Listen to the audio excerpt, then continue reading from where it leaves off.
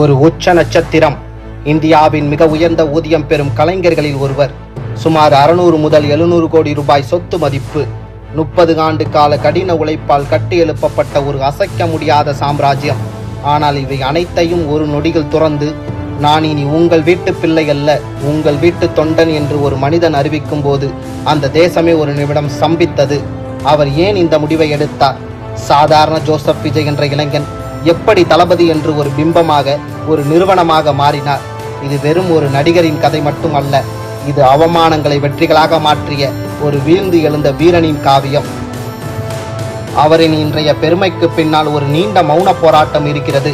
2024ஆம் ஆண்டு பிப்ரவரி 2 தமிழ் திரையுலகமே வியக்கும் வண்ணம் தனது 69வது படமே தனது கடைசி படம் என்றும், இனி முழு நேர அரசியலில்தான் தன் பாதை என்றும் அவர் அறிவித்த போது அது ஒரு புதிய விடிகளின் தொடக்கமாக அமைந்தது.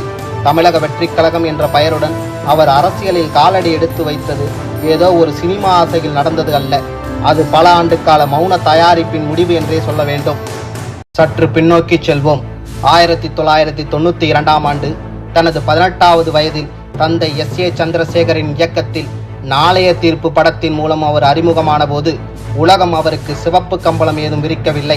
மாறாக மிக கொடூரமான விமர்சனங்களை வீசியது. இவரெல்லாம் ஒரு முகமா? இவரால் ஹீரோவாக முடியுமா என்று அன்றைய ஊடகங்கள் அவரை ஏளனம் செய்து எழுதின. அந்த ஏளன சொற்கள் ஒரு இளைஞனின் மனதை எத்தகைய ரணங்களுக்கு உள்ளாக்கி இருக்கும். ஆனால் விஜய் ஓடி ஒளியவில்லை. அவர் தனது பலவீனங்களை அறிந்து கொண்டார். அவர் தனது அசாத்திய நடனத்தின் மூலமும் எளிமையான உடன்மொழியின் மூலமும் மக்களின் இதயங்களுக்குள் நுழைய திட்டமிட்டார். செந்தூரப்பாண்டி படத்தில் விஜயகாந்த் போன்ற மாபெரும் நட்சத்திரத்துடன் இணைந்து நடித்தது அவருக்கு ஒரு பெரும் உந்துதலாக அமைந்தது. ஆனால் அப்போது கூட அவர் இயக்குனர் S.A. சந்திரசேகரின் மகன் என்றே அடையாளம் காணப்பட்டார். தனக்கென ஒரு தனித்துவமான அடையாளம் இல்லை என்பதே அவரின் இயக்கமாக இருந்தது. அப்போதுதான் அந்த திருப்புமுனை நிகழ்ந்தது. 1996ஆம் ஆண்டு இயக்குனர் விக்ரமனின் பூவே உனக்காக ஒரு காதலில் தோற்ற இளைஞன் தன் காதலை நேசிக்கும் குடும்பத்தை ஒன்று சேர்க்கும் அந்த மௌன கதாபாத்திரம் தமிழ்நாட்டின் ஒவ்வொரு இல்லத்தரசியின் மனதிலும் விஜயை ஒரு மகனாக, ஒரு சகோதரனாக அமர வைத்தது. அதுதான் விஜயின் முதல் மாபெரும் வெற்றி. அந்த வெற்றி அவருக்கு ஒரு புதிய நம்பிக்கை அளித்தது. தொடர்ந்து காதலுக்கு மரியாதை படத்தில் அவர் காட்டிய அந்த நுணுக்கமான நடிப்பு அவருக்கு தமிழக அரசின் சிறந்த நடிகர் விருதை பெற்று தந்தது. விஜயின் இந்த அமைதிக்கும் பின்னாளில் அவர் காட்டிய அந்த உறுதிக்கும் பின்னால் ஒரு சோகமான கதை இருக்கிறது. ஜூன் 22, 1974ஆம் ஆண்டு சென்னையில் பிறந்த ஜோசப் விஜய் சந்திரசேகரன் சிறு வயதில் மிகவும் குறும்புக்காரராகவும் கலகலப்பானவராகவும் இருந்தார். ஆனால் அவரது 2 வயது தங்கை வித்யாவின் மறைவு அந்த சிறுவனை மொத்தமாக மாற்றியது. தனது கண் முன்னாலேயே தங்கையை மறைந்த அந்த துயரம் அவரை ஒரு மௌன மனிதனாக மாற்றியது. இன்றும் அவர் பயன்படுத்தும் 0277 என்ற வாகன எண் அந்த தங்கையின் பிறந்த நாளை நினைவுபடுத்தும் ஒரு மௌனமான அஞ்சலி. ஒருவேளை இந்த இழப்பு தான் அவரை பிறர் துன்பங்களை கண்டு உருக்கும் ஒரு மனிதனாக மாற்றியதோ என்னவோ. 2000களின் தொடக்கத்தில் விஜய் ஒரு காதல் மன்னனாக வலம் வந்தார். குஷி, ஃப்ரெண்ட்ஸ் என தொடர் வெற்றிகள். ஆனால் ஒரு கலைஞனாக அவர் தேங்கிவிட விரும்பவில்லை. 2003ஆம் ஆண்டு திருமலை படத்தின் மூலம் அவர் தனது சினிமா பயணத்தின் திசையை மாற்றினார். ஒரு ரொமான்டிக் ஹீரோவில் இருந்து ஒரு ஆக்ஷன் ஹீரோவாக அவர் உருவெடுத்த அந்த புள்ளி தமிழ் சினிமாவின் புதிய வசூல் சக்கரவர்த்தியை உருவாக்கியது. அடுத்த ஆண்டே வெளியான கில்லி தமிழக பாக்ஸ் ஆபீஸ் சரித்திரத்தையே மாற்றி எழுதியது. 50 கோடி ரூபாய் வசூலை தொட்ட முதல் தமிழ் படம் என்ற பெருமையை பெற்றது. அங்கிருந்து அவர் தொட்டதெல்லாம் பொன்னானது.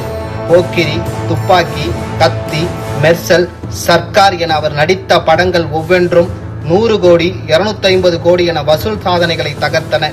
குறிப்பாக லியோ திரைப்படம் 600 கோடி ரூபாய்க்கு மேல் வசூல் செய்து அவர் உலகளாவிய நட்சத்திரம் என்பதை நிரூபித்தது.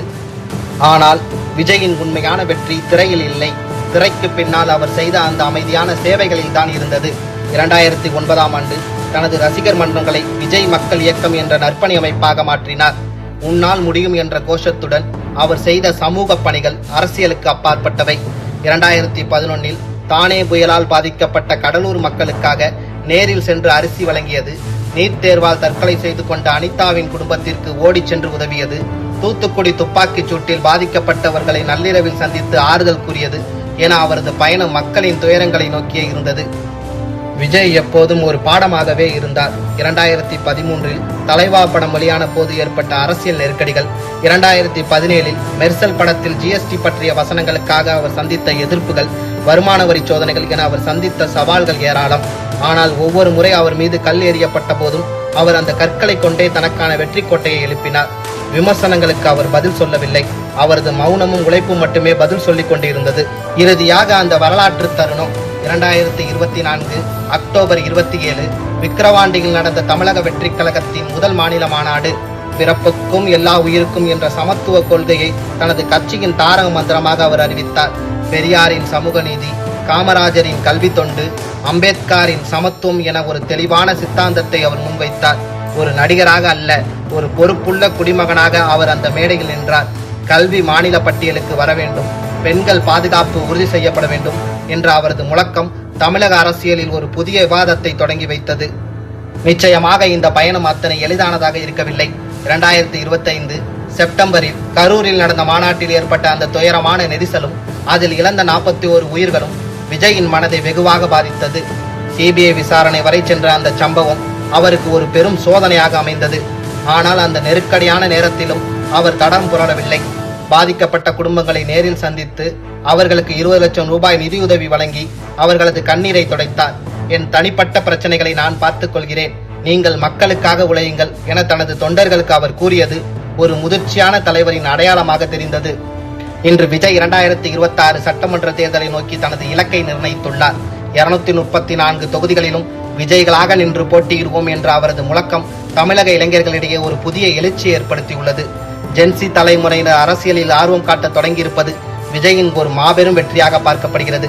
பெண்களுக்கு மாதம் 2500 ரூபாய் உரிமை தொகை, இலவச LPG சிலிண்டர்கள் என அவர் அறிவித்துள்ள வாக்குறுதிகள் சாமானிய மக்களின் தேவையை பிரதிபலிக்கின்றன. விஜயின் பயணம் இன்னும் முடியவில்லை, அது ஒரு புதிய பரிணாமத்தை எட்டியுள்ளது. 1992இல் கேலி செய்யப்பட்ட அந்த இளைஞன் இன்று ஒரு மாநிலத்தின் தலையெழுத்தை மாற்றும் சக்தியாக உருவெடுத்திருப்பது ஒரு அதிசயம் அல்ல, அது ஒரு தொடர் உழைப்பின் சாட்சி. அவர் ஒரு நடிகர் என்பதை தாண்டி இன்று ஒரு நம்பிக்கையாக மாறியிருக்கிறார். வெற்றி என்பது வீழ்ந்ததில்லை, வீழ்ந்த போதெல்லாம் எழுந்ததுதான் என்ற தத்துவம் விஜயின் வாழ்க்கைக்கு பொருந்தும். தோல்விகள் வரும்போது விஜய் நம்மை பார்த்து சொல்வது ஒன்றே ஒன்றுதான், விடாமுயற்சி உன்னிடம் இருந்தால் இந்த உலகம் உனது காலடியில்.